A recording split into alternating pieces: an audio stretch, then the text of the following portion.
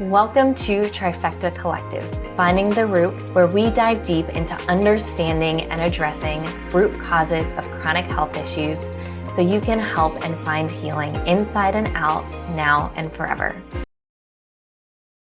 Welcome to Collective, Finding the Root. I'm Megan Abbott, owner and founder of the holistic health practice at Trifecta Collective. Welcome to the podcast. So today's episode, I want to talk about trauma healing, but almost in a little bit of a different way here. And I went back and forth on what to call this episode, and I think where I'm landing right now is where we will land, which is trauma healing. But in the real world, like, how do we actually apply this in the real world as opposed to just going through the motions or trying to focus on our own healing and then still really, really struggling out in the quote unquote like real world with other people and our jobs, with our families, like all of these other things where I see people start to do this work. And I also have experienced this on many levels where I did so much alone work for so long, and my life looked really different professionally. Even with family, it's a little bit different for me, especially at this point in my life. And I work with so many women in particular who, we start down on this road, we start doing the things, we start peeling back all of the layers, and maybe they're starting to feel a little bit better, and then they go out and try to apply this in, once again, like the quote unquote real world in their relationships, whether that's a significant other, friends, family members, in workplaces. And maybe it doesn't go quite as well as they would have hoped, or as I would have hoped. And so I want to talk about this process of what it looks like when you start doing trauma healing work, especially by ourselves, because let's be real here. As women, we are the drivers primarily of trauma healing. Not saying men don't or can't. And more women, generally speaking, are doing this work and are into this work. And the whole goal is to not just have it be women, but have it be everyone, have it be all kinds of people in our lives, older, younger, our parents, our children, our coworkers, our significant others. Like, the world's going to be a better place when we all do this work and actually apply it. And that is way easier said than done. This is also something that I think in the past I have sometimes, and I don't know whether that's come across publicly or not, and I continue to check myself. I think I've had some ego previously when it's come to some of this work, and being in the relationship that I am in now, I think has humbled me quite a bit.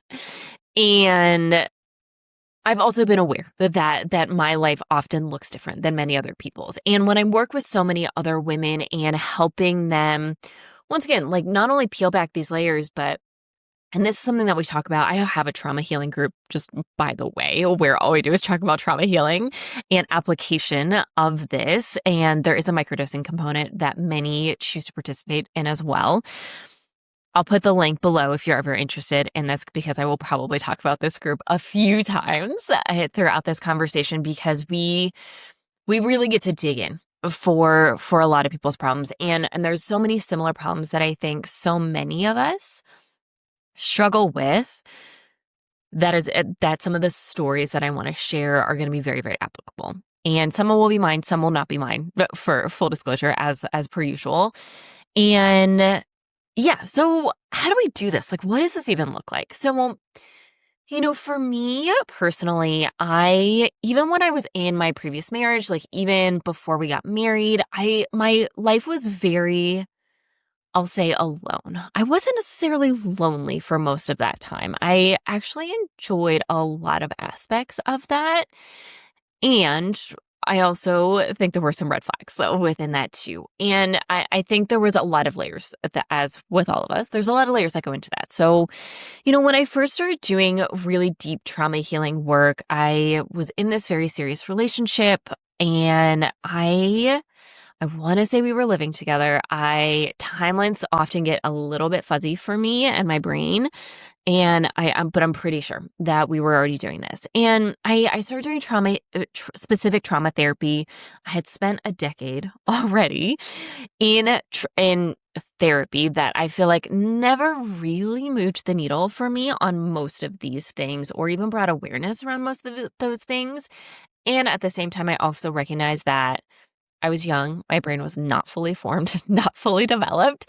I stopped therapy right when I was like 20, 22, 23, and saw a psychiatrist for a little bit longer than that as I continued to stay on medication. And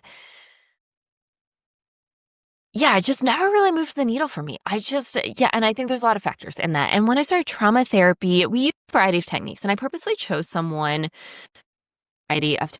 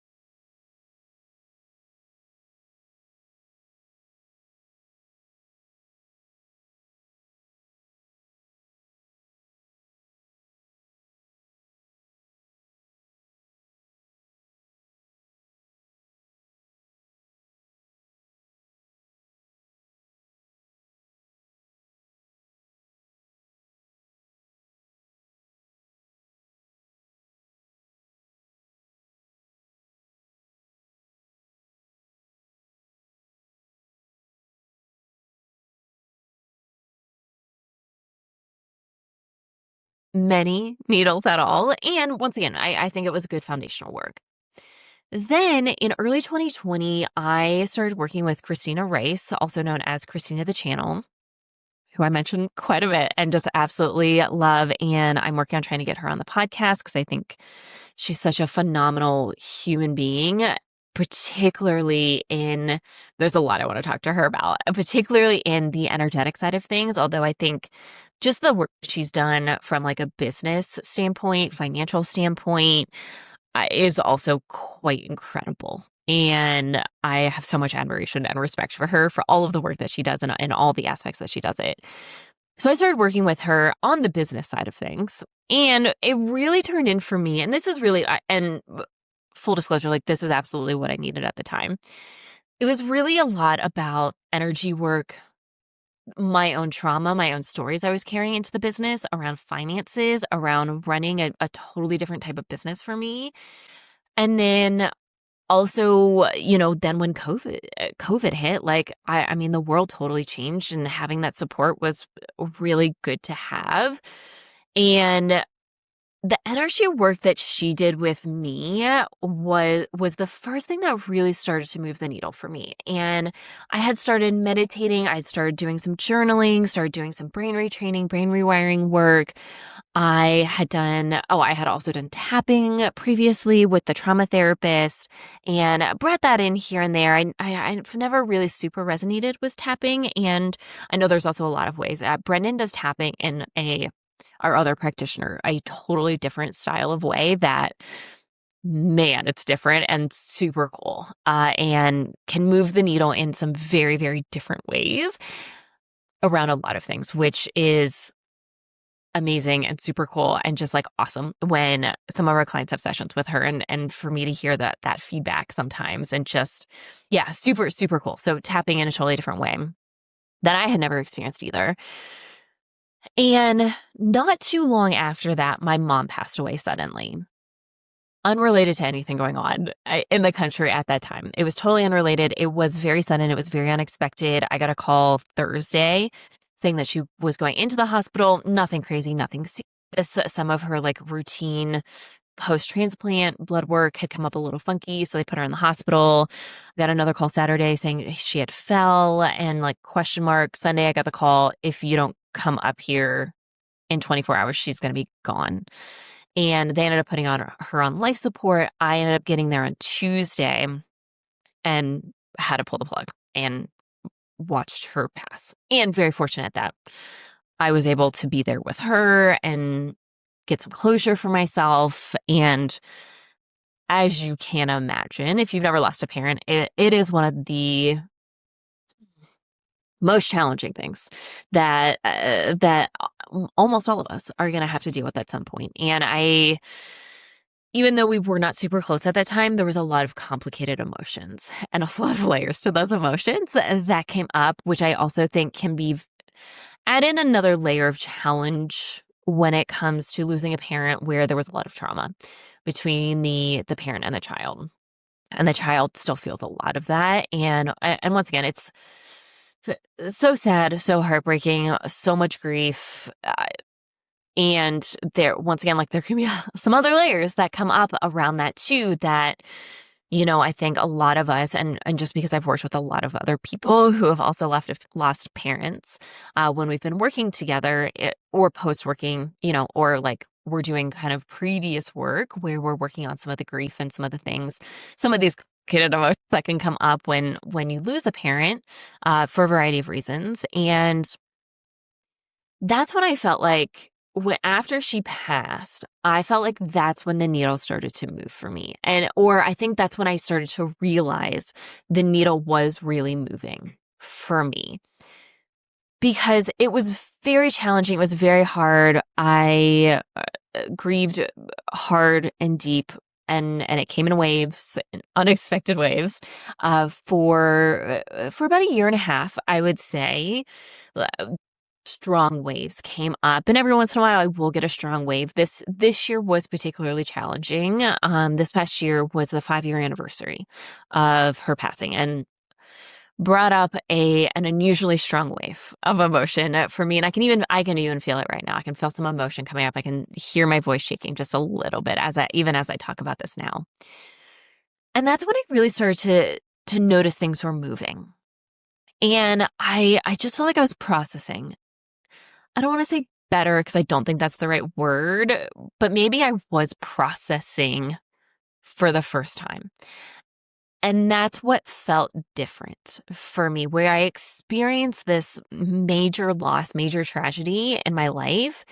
And I was processing. I wasn't avoiding. Yes, and I'm not saying like I totally didn't avoid at all, because yes, I laid on the couch for several days ordering takeout and watching movies for like 3 or 4 days straight right afterwards. And I needed that time. And that was my processing. I was not avoiding. I would let the tears come up as they needed to come up. I would let the anger come up, the frustration, the grief, the guilt, and all of these things that were also coming up. And I didn't feel like I was actively avoiding as I was continuing to go on and in the processing spectrum. And then just a couple years later, I lost my uncle. And that was also very hard, very challenging in very different ways, also recognizing that it was not my parent.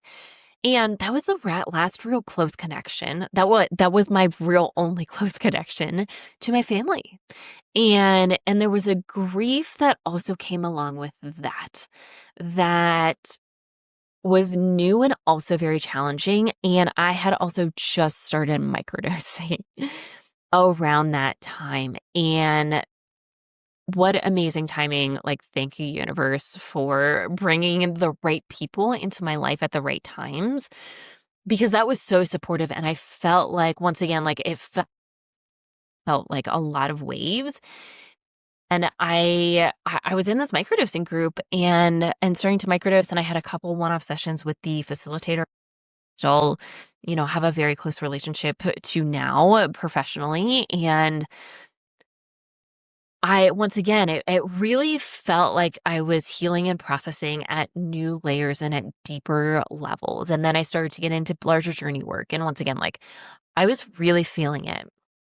And even before, it was sometime between after I started microdosing, so after my uncle passed, and then before my larger journey work, I started working with a new business coach. And I had worked with several over that time frame, over that 2.5 years at that point in time. And we started doing some different type of work. And once again, yes, like strategy and all the things. And a lot of it was energetic and emotional type work. And that work really started to make a big difference. And I remember sharing with him, even on our first call, before we even started working together, and we were talking about just relationships in my life, and I was married at the time, and I said, gonna be super vulnerable here, and I feel like this is relevant and important. I feel like I am doing all of this bigger, deeper inner work, and I'm gonna leave my husband behind at some point, and or it's gonna get to a point where our paths on this healing, quote unquote, healing path are so divergent that there's no hope of coming back. And that played a big part in why we are no longer together. And I also, this decision comes up a lot. This fear, this thought process comes up a lot. Sometimes it's with a significant other. Sometimes it's with friends. I'll tell you, I had already lost almost all of my friends at that point in time. And I was basically starting from new because I had stopped drinking or I had backed off of drinking. I was still drinking it here and there at that point in time. And most of my friendships at that point in time were built through my early to mid 20s and revolved around drinking. And when and that the initial reason was I didn't have a choice for my health purposes. I had to give up alcohol for a period of time and then gradually reintroduced little bits and pieces of it here. And then as I started doing deeper healing work, that desire to drink alcohol anymore really just went away. It just disappeared. And I remember being that was such a big deal for me. And every time I hear this come up with the others that I work with, I know how hard it is. I know that fear.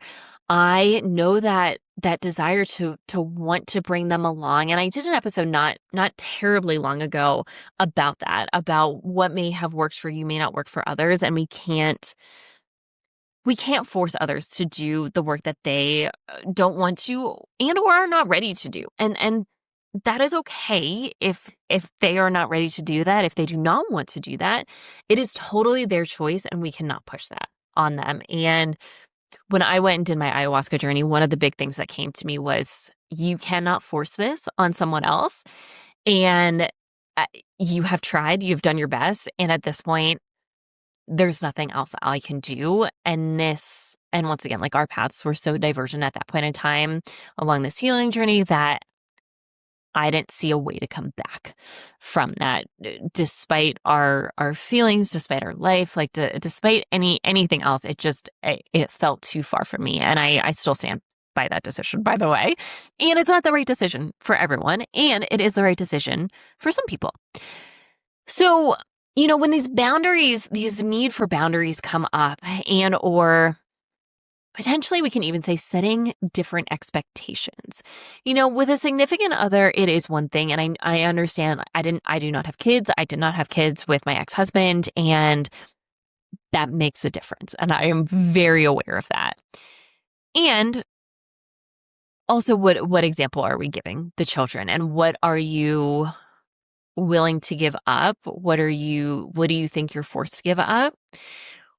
What sacrifices do you think you absolutely have to make? And that might be child related. It may also not be child related, just by the way, because these decisions come up in a variety of circumstances, not just for people who have children and with people who are thinking about leaving their significant others.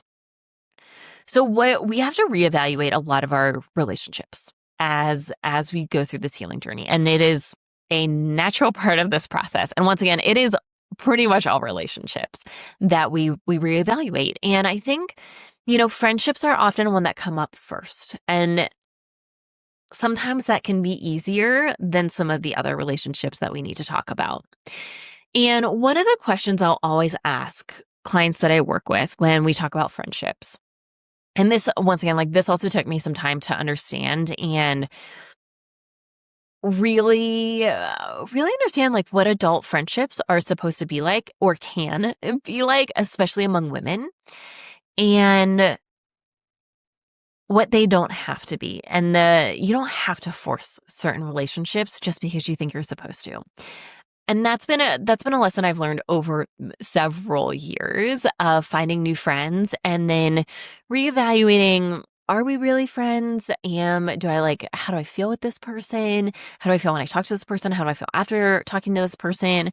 And I particularly say this as an introvert because, once again, as an introvert, as I've shared many times, I don't get my energy from other people. I get my energy from being alone and from recharging. And that doesn't mean I don't love being around people. Doesn't mean, a lot of my work, some of my work, a good portion of my work is with other people and with helping people heal and all of the things that come along with that and all that, all of that. And it can be a lot for me. And and my partner now, Jonathan, it can definitely attest for this. If when I have heavier call weeks, come Friday, where I typically don't have calls, I mean, sometimes I just need the day to like have some coffee, to sit in silence and maybe just go for a nice walk, chill out, take a nap, just because it can be very emotionally and energetically draining for me at times being with so many people. And that is virtually or in person. And it doesn't really matter the context. And it can feel this way. So going back to these relationships, the question I'll always ask, long story short, sorry, I like to go in loops here, is how do you feel after you spend time with this person? Whether it's you have a phone conversation, whether it's an in-person hangout session, you guys go grab coffee or dinner or lunch or go do whatever you're going to do. How do you feel? Do you feel drained? Do you feel like you need some space? Do you feel lit up? How do you feel after this? And this is a question that someone asked me many years ago. And they said, as I was kind of coming across this conversation of community and friendship and really wanting this and in certain ways trying to force it at the time. And I said, anytime I'm around anyone, I feel tired. I feel drained afterwards. Like it takes me time. I need recovery time after I hang out with people. And I don't know if that's the way it's supposed to be. I don't know if that's normal, or maybe it's not. Maybe something's wrong with me. And that is for sure what I thought at the time. Or am I just not hanging out with the right people? And like, where do I find these people that I can make friends with and hang out with? And I think I'm an okay friend. I also have a lot of friendship trauma from growing up, if I'm being very honest. And I don't always know how to be a good friend. I don't think. And I still grapple with that sometimes too. And, if a friend ever were to call me and need something or ask for support, like 100% I would be there. And I can be a recluse for sure. And sometimes it's hard for me when I'm going through something to reach out to someone else and be like, hey, I'm struggling.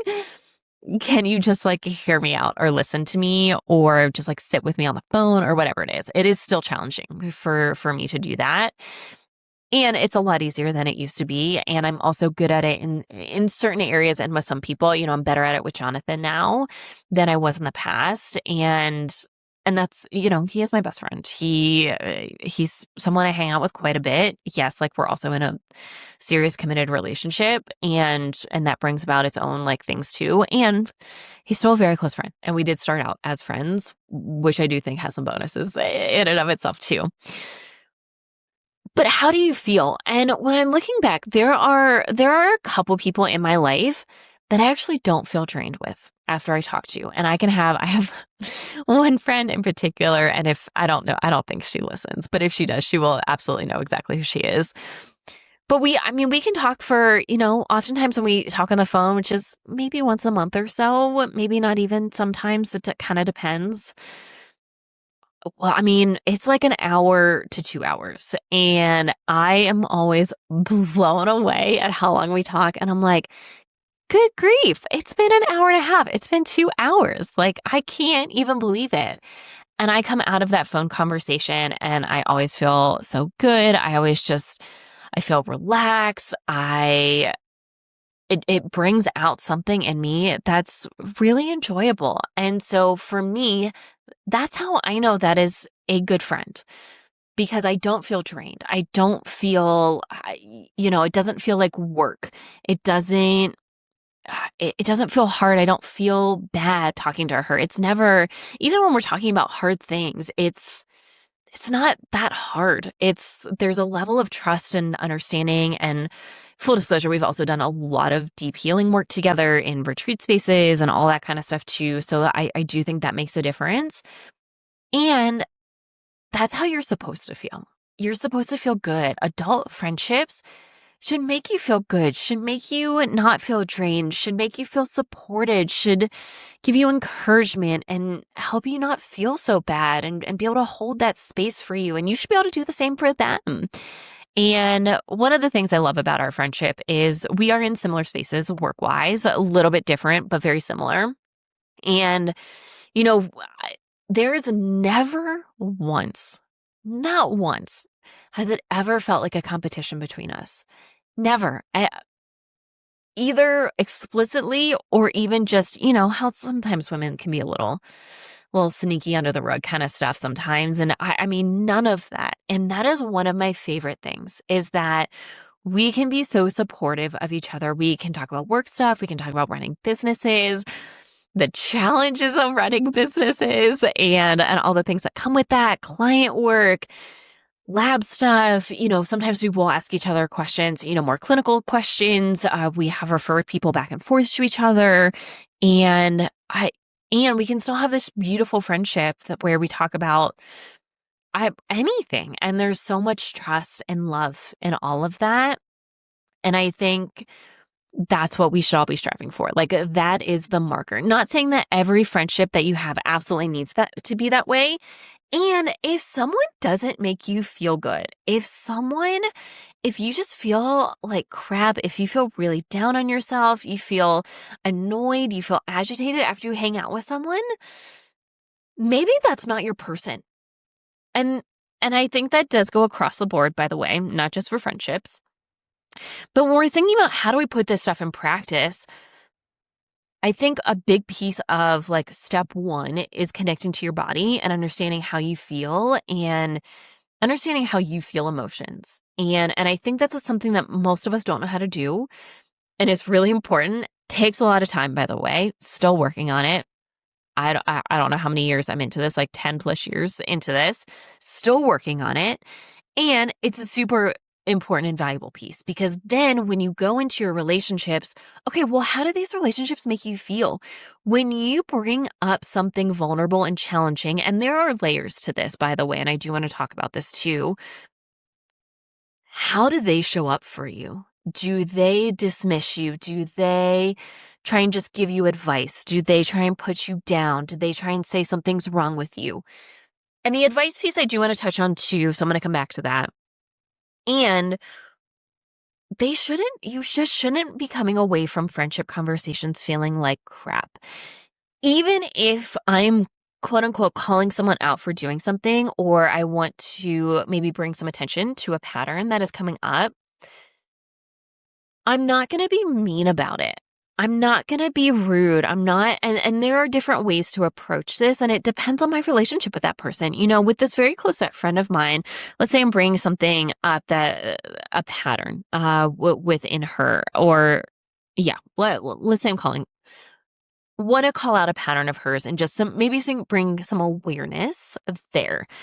Be like, hey, like, it sounds like maybe this is what is going on.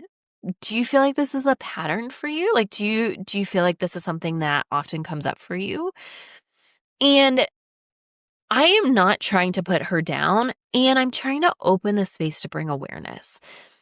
And I think that's important. I also am a really big fan, especially for me, my significant Jonathan and I use this language all of the time. And yes, I think it's silly. And I also think it's highly effective.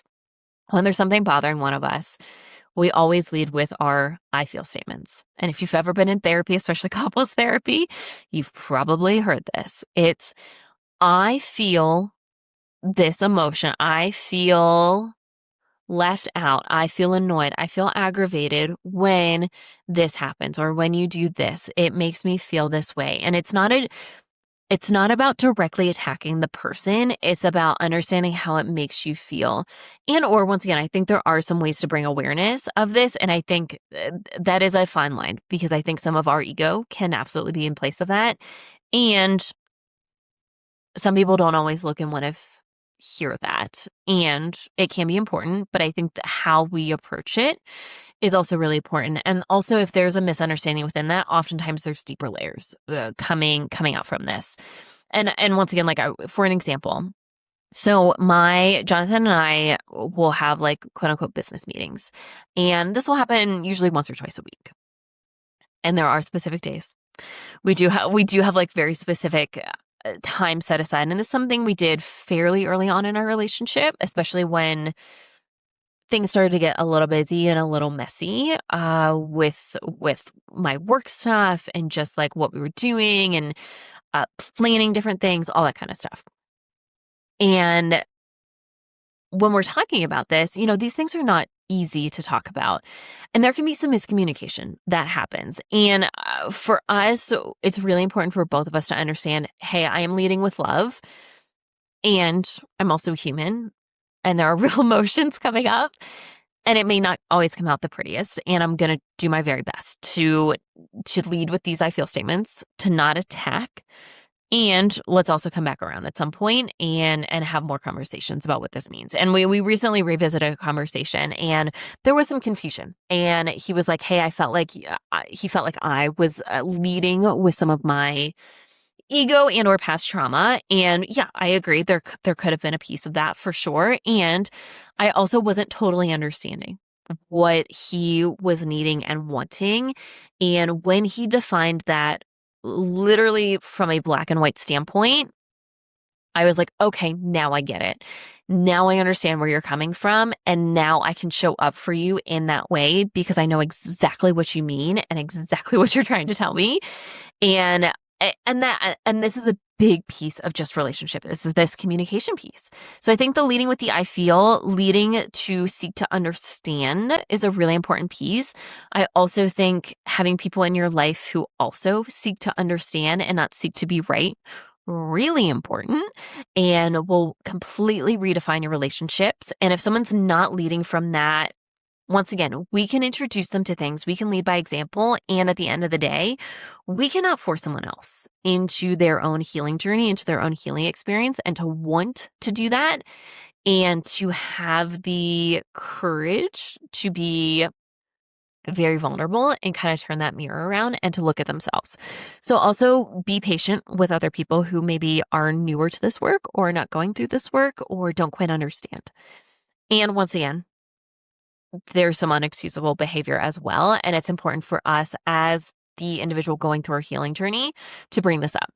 So I think how we talk about this kind of stuff is really important. I think not being the world of toxic positivity is also really important, where you are the person that anytime anyone shares something just real and maybe hard that's going on in their life, are you like, oh my gosh, it can get better. Everything is great. Just trust in the universe. All sunshine, rainbows, like just light your sage, light a candle, do a meditation. Like, yes, all of those things can be helpful. And yes, all of those things can be really good. And what is our intention behind that? Are we coming at it from, you shouldn't feel bad things or you shouldn't feel the way that you're feeling? And so here's my way to circumnavigate that. And many people will call that quote unquote healing. And it's not. It is definitely toxic positivity at its finest when it comes to that. So I think that's also important to understand. I think a big piece when we're talking about relationships here too is, this stuff takes time. I have a client who she's got a lot of social anxiety and she's been thrown a bunch of labels, and I think labels can have a time and a place. And I think for many of us, they can also not serve us if we hold on to them so tightly. Sorry, I needed a sip of coffee here. So we're given these labels, and just I'm going to throw myself in here because I don't want to throw out her technical labels. But for me, I was labeled, clinical depression, clinical anxiety, high functioning anxiety, PTSD, CTPSD. I was told I have brain damage because of the amount of trauma that I have experienced, autoimmune diseases, all of these things. And I held on to some of these labels for a period of time. And I'm also just not a big believer in holding on to most of these labels. And even these diagnoses that, when we look at Western medicine, you have a series of symptoms. Especially in the psychiatric field, you have a series of symptoms, essentially, and you're given certain labels. And I think we can over-identify with those, and sometimes that can keep us stuck. So she has these labels, and we'll say, just like baseline, she has social anxiety as a good starting point here, which, once again, I think a lot of people will relate to this. So she lives with her family, and there's a lot of things that come up. She feels she's the oldest daughter. Many of us oldest daughters and or only children of where we had to be a parent will understand this. She felt very responsible for her entire family, financially and otherwise. And really part of her, I think, getting sick, and this was not just from a psychiatric standpoint, but her body, we also worked with her as a client on her physical body. There's a lot of complications that come into play here too. And her family couldn't understand why she was so tired all the time, why she couldn't just quote unquote get it together and just do the thing, or why going out to a social event would bring up just such strong emotions, specifically anxieties. And we're still working through this. And one of the things we often talk about is a couple things that I think are very applicable here is, one, you're new to this work. It's like she's been doing this for maybe a year and a half. You are new. You are still going through it. You are still working through it, and you are showing up for yourself the best you can. That deserves a lot of credit. So one, don't be so hard on yourself and think that you should be able to fix all of these things and all of these patterns that you've been running on default for 30 plus years, that this is going to change in a year, because it's not. And by the way, she's made a ton of progress and a ton of tiny little steps that have really added up, that sometimes when we're in it, it can be very challenging for us to really see those things. So be compassionate with yourself, give yourself a little grace, give yourself a little love, and do your best. And know that that's not always going to be perfect, and that's okay. So I think that's a piece of it. I think another piece of it is, I said, hey, you're living with your family. Who's the person you feel kind of closest with?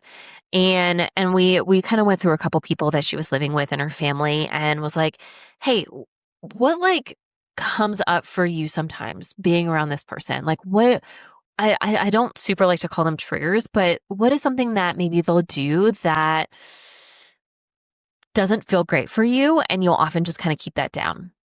And so we talked through that and was like, okay, well, why don't we do one little baby step where the next time this happens, I want you to just pause the conversation, and one of two things. Either one, be like, hey, I need a minute, and go give yourself some space to settle back into your body. Or, by the way, speak up for yourself and say, hey, I understand where you're coming from. I love you and I care about you. And when you do this, it doesn't feel very good for me. I feel really hurt. I feel really shut down. Once again, gotta love those I feel statements. I feel this way when you do this. And we started noticing as she was doing this, one, it was very scary at first, which anytime you're doing anything new like this, it's going to be scary. It's okay. Fear is not a bad thing. We all live with fear. It's what we do with it that really matters. And having the courage and the bravery to stand up for yourself, to speak your truth from a compassionate lens is really important.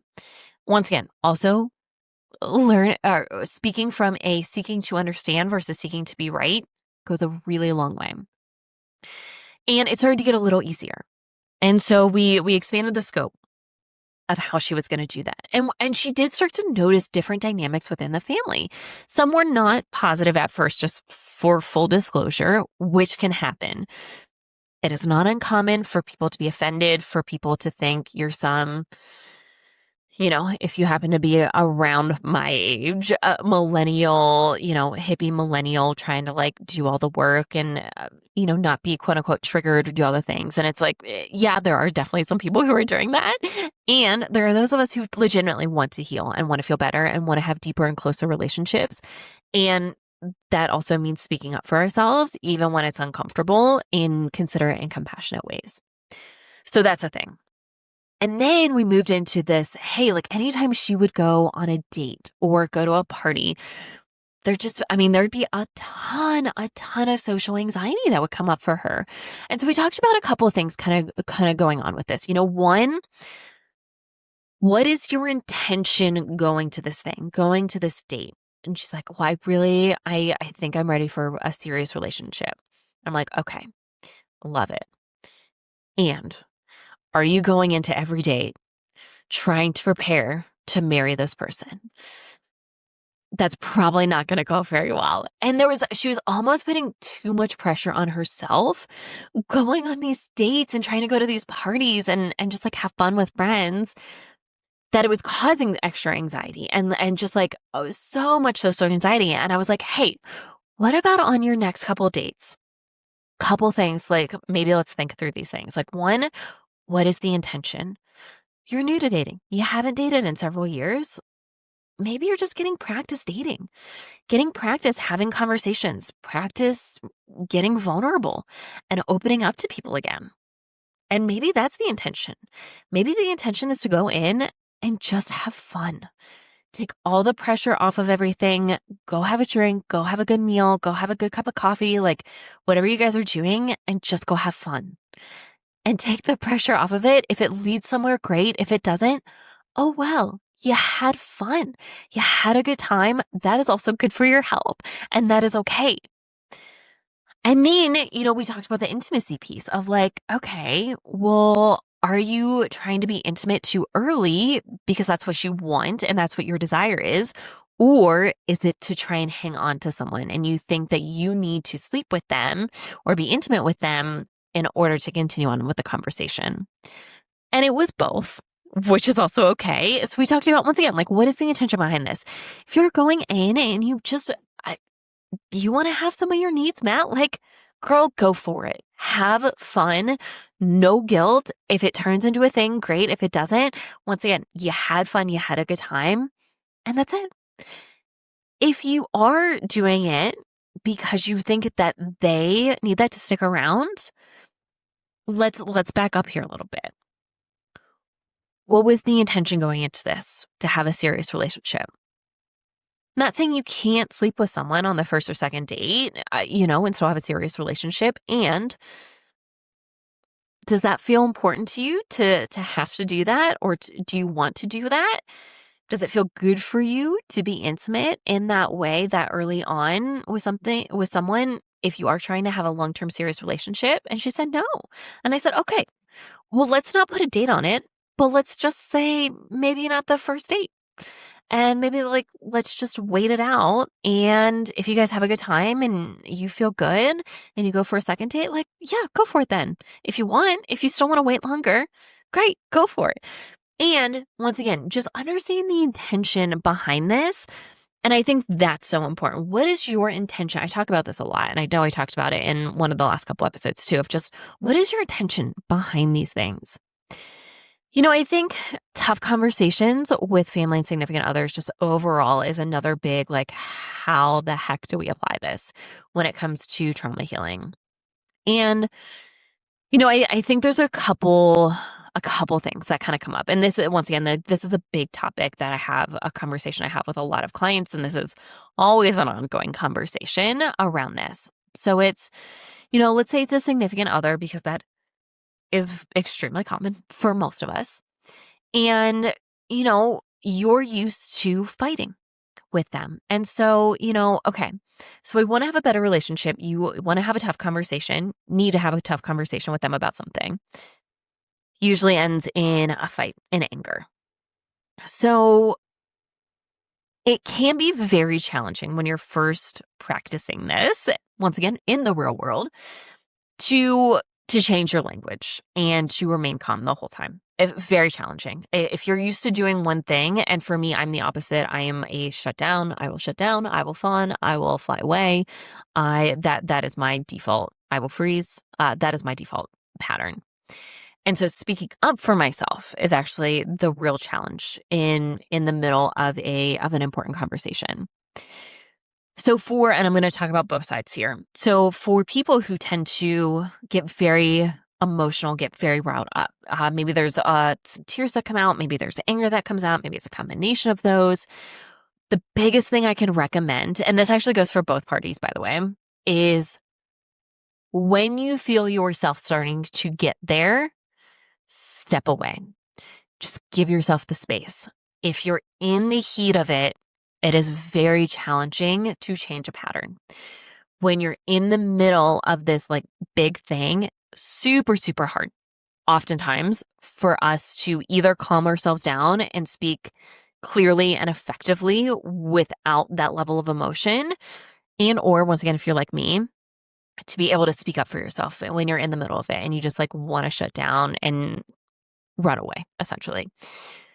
Very challenging to change that pattern right off the bat. So one of the easiest ways that I've seen this as a first step is to shut down the conversation in the middle and say, hey, look, this is a really important conversation.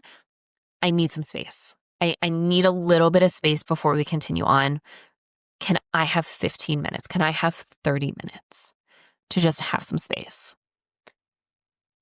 It is very rare that someone will say no to that. Yes, it can happen. We also need to prepare for that. If that happens, what do we do? And most people are going to be okay with it. So you pull yourself out, you regroup a little bit, cry, get angry, do whatever you need to do in that time, and then come back when you feel a little bit more grounded within yourself. And that is where doing the work ahead of time, having tools like meditation, breath work, journaling, somatic work, tapping, whatever your tools are, this is where they really come into play. It's this is where we need them. So get this break, implement your tools to help ground you back into yourself, and then you can revisit the conversation. And once again, the goal is to come at this from a place of seeking to understand and also recognizing that if you're in the heat of an argument or a tough conversation and you don't have a partner that is in the same place, that's step number one, where we ideally are trying to help them understand that you are trying to help them understand where you are coming from and that it's really important for you, for whatever the topic of the conversation is, to be seen and heard. And that you're not trying to get a fix oftentimes. And you need to be clear, and that can be very challenging. And so it can take some time. So once again, don't be hard on yourself. It takes time. So I'd say step number one, give yourself space. Then step number two is, okay, let's see when we're in the heat of these things, what can we do? Can we speak up for ourselves? Can we dial back the emotion just a little bit and still come up from a place of, I feel whatever you're feeling, and helping them to understand. And that's really important. And ideally, if you're in a committed relationship, especially, ideally the person wants to be there for you. Now, when it comes to these kinds of tough conversations with, let's say, especially family, sometimes things can be a little bit different. And sometimes we do have to make some tough decisions and set some strong boundaries that may not feel great initially and are really important. Or maybe we have to reevaluate what our relationships really look like with these individuals. Maybe they aren't going to be super deep like we had hoped. Maybe they really aren't there for you the way that you had hoped. And understand that no one person should be your everything. That's too much pressure to put on one person to be your absolute everything. And ideally, we're having multiple people be different levels of support. Some it may be more like, if you have a fight with your partner, like, do you have a friend that you can go to? Do you have like someone in your family that you feel really comfortable with?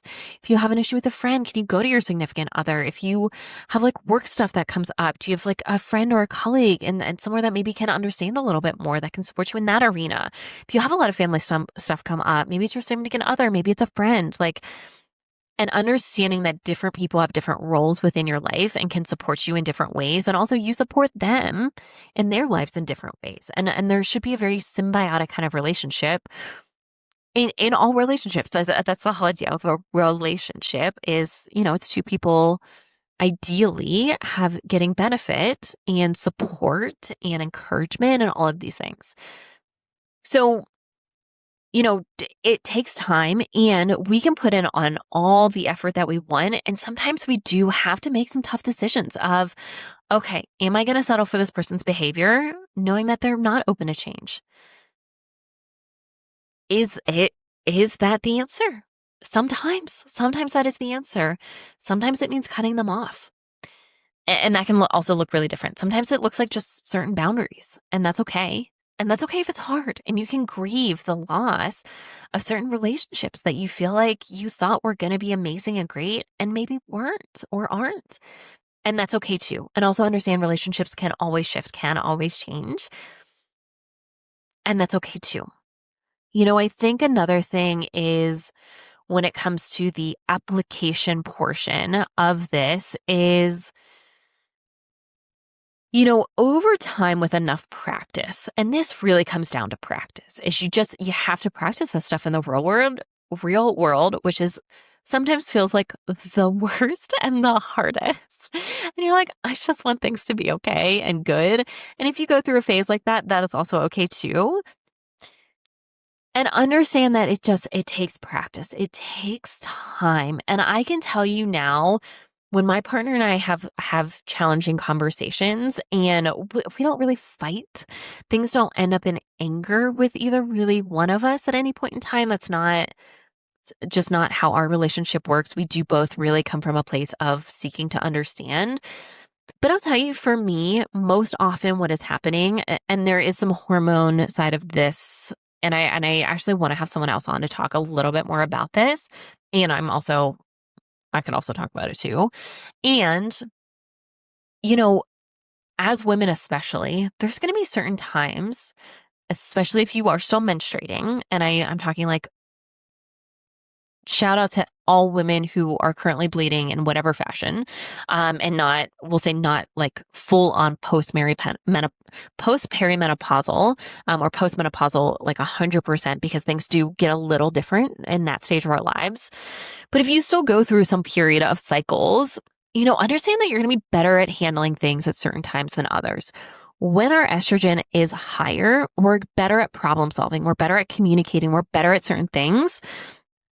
We're better at handling stress. As much as we may not want to admit it, there are times when we do better at handling stress and other times when we do not. And when our estrogen is high, that is a great time to handle stress. That is a great time to handle tough conversations. And if you really want to get some practice in with this, like, do this somewhere between day like 2 or 3 and day like 14 to 16 of your cycle. I promise it's going to go a little bit better. Versus in the second half of our cycle, when progesterone is higher, body's not equipped to handle stress as much. Our estrogen is lower. Progesterone is directly impacted by cortisol. You get a cortisol spike, progesterone goes down. And that can lead to excess perimenopausal symptoms. This can lead to mood issues, sleep issues, all those kinds of things. And once again, if you want a deeper dive into that, I am thinking about having someone come on for this. I don't know if I can get the person I really want, and I can also talk about it. And maybe I just have someone else on and we have a conversation about it. But looking at this stuff, I think that's also important to take into account. But when my partner and I have these tough conversations, my brain, I have like my conscious brain, my subconscious brain, and I also have my trauma brain. And I can logically think through a lot of these things in real time because I have enough practice. There are some downsides to that as well. But my trauma brain still likes to initially go to the, tough conversation. This is bad. He is going to leave. You are going to be all alone. make all of the backup plans. There's a piece of my brain that still loves to do that automatically. I shut that trauma brain down pretty quick. And she's also gotten a lot quieter as we've practiced having these tougher, more difficult, in-depth kind of conversations more and more. So that trauma brain, that automatic pattern, she's just quieter, and I can stop her in her tracks a little bit easier. Then I have my conscious brain of, I try and reflect back on myself on, okay, what is coming up in real time here? What are the emotions that he's experiencing? What is he trying to share with me? What can I do better? How can I show up better? And then also, how am I feeling about all of this? And how can I share that? And I'll say for me, my automatic mechanism has been in the past. Once again, it has shifted at this point, but to go into defense mode of trying to defend myself. And you know what? That's because that's what I felt like I had to do growing up. Whenever I'd bring up tough conversations with my mom, and I would usually revolve around drinking or someone that she was seeing that was not a good person, and I would get shut down, and I felt like I would have to defend myself. And so those patterns come up for me, and I'm aware of it. I'm aware, and I also can shut that down a little bit and redirect, be like, I'm not being personally attacked. This is not the same as when I was 10 years old, and I don't need to respond the same way. And so I can go through those in real time pretty quickly at this point. And once again, lots and lots of practice coming through this. And I'll also say sometimes, especially if I'm in the second half of my cycle, like a day 18, 19, I may not sleep very well that night because my brain and my body are verbally and emotionally and trauma processing all of it. And, my partner and I have had many conversations about timing of conversations. And that's why we have these like business meetings to help, I don't want to say limit, but keep these things relevant so they don't become bigger. So that ideally we're not having really big conversations all of the time, which can be very disruptive for my sleep, especially at certain times. Now, it used to be way worse. It's not as bad now. And it can still happen for sure. I'll tell you, like just a couple weeks ago, we had one of these conversations. I felt good in the moment, and I left that conversation. I was like, you know what? Like, I feel okay. I know I'm processing right now, and it was also early enough because we've also talked about timing of these conversations. Right before bedtime is not a good time for me because then I need some time to process. So I had a couple hours before bed to process, and I was feeling like I wasn't feeling super emotional. I wasn't feeling angry. I wasn't feeling any of those things. And I go, okay, man, this is a big step for me. I was like super happy. Went to bed. My brain immediately started to run a million miles an hour. I didn't sleep very much. And then the next day I was in a rage spiral because my cortisol spiked, my progesterone went down, and I was in this like rage spiral. And I was just like, I need a day. I actually told him, I was like, look, I'm in a rage spiral today. If we do a lot of talking right now until I can center myself a little bit more, I'm going to lash out at you. And I'm not trying to do that because I know this is largely hormone driven. This is not really about our conversation from last night. And I do think there are some relevant things I would like to share in addition to what I shared last night. And now is not the time. So once again, like having this awareness brings a lot of value. Also, it can really prevent you from feeling your feelings sometimes. And I find myself in this loop sometimes of like, I can think through all of these things. I can process all of these things. I can justify all of the things. And I am skipping the most important step sometimes. And that is feeling my feelings and allowing my feelings to be processed in whatever way they would like to be processed. And that's a really big deal. And that's something that's really important that we all need to be able to do. And so making sure you're taking that time to process your feelings, especially post conversations, anything like this, hugely important, hugely valuable. I like to journal some important things that came up for me. And then I take a couple days to feel like, okay, was this coming out of my rage spiral that I was in during that day when I was feeling this? Is this still relevant? Do I still feel this? Was I just processing something? Was this trauma related? Which sometimes I will also share, by the way, and just be like, hey, this came up for me. And this is where it came from. And just like this is an FYI about how my brain works and based on my trauma history. And I'm working on it. And I still feel this way that I feel statements. Gotta love those I feel statements.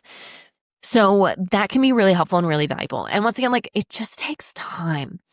This, we have these conversations pretty regularly. And I'll tell you, I used to completely shut down during the conversation, post-conversation. I'd spend like days crying post these conversations because I thought I was being attacked. My brain thought it was being attacked, thought he was going to leave me or do all of these things, which like, by the way, is also okay if we were to break up, like we'd both be okay. And that is not what either one of us want. We are very dedicated, very committed to our relationship and having the best relationship that we can, the most vulnerable, like really being teammates within our relationship. And so these conversations are really important. And so those of us, especially if we have a long trauma history, if you've been in a relationship with someone where there's been potentially some abuse, physical, mental, emotional, spiritual, sexual abuse, like this can make things harder too. And I say that as someone who has experienced that kind of relationship as well, along with my own trauma history. So practice, and give yourself the most amount of love and compassion as you practice this. Because once again, these are totally new things for you. Applying them in totally new and different ways and doing this in a real time is a totally different ballgame. And it just takes practice. And I promise it gets easier over time. I promise it will also not be easy all of the time. And there will be times when you can't, quote unquote, can't control it. And you revert to the old pattern. And it's going to happen. I can promise you it's going to happen. The question is, what are you going to do after? Are you going to let that pattern come back into your life consistently? Are you going to become aware of it and maybe have a conversation with the person? Be like, hey, I'm very sorry. I got really angry and like verbally attacked you, or I shut down during this conversation and didn't properly express myself. And I feel like it's really important that I do that. And so you can do this after the fact. And sometimes that's easier as you're getting practice and working up to doing this more in a real time kind of thing. So lots of practice, give yourself time and space. Don't be too hard on yourself. You're doing something new that requires a lot of courage, a lot of bravery, and a massive pat on the back because you're doing the hardest things. And that's changing who you are, which a lot of people don't have the courage, do not have the bravery to do. And you are trying to do the thing. Don't be so hard on yourself. It takes time. And yes, you can do it. I think I'm going to wrap there. If you are interested in joining the trauma healing group that I have, you do have to do a special consult first. So we will put a link to our regular consult in the link in our bio, which is always there, or in the show notes. And then we'll also put a link to our microdosing consult in there as well. And no, you do not have to actually microdose with that. It is a trauma healing group. And really all we're doing is talking about deeper levels of trauma healing. So it's amazing. Just the women in that are absolutely amazing. And just once again, just they're showing up, they're doing their best, they're trying hard and not always succeeding, which is also okay. And there's lots of learning to be done in that. So I will put a link to that below. Thank you for listening. As always, please like, subscribe, follow. If it resonates, 5-star reviews really, really, really mean the world to us. Thank you for listening, and we'll see you next time.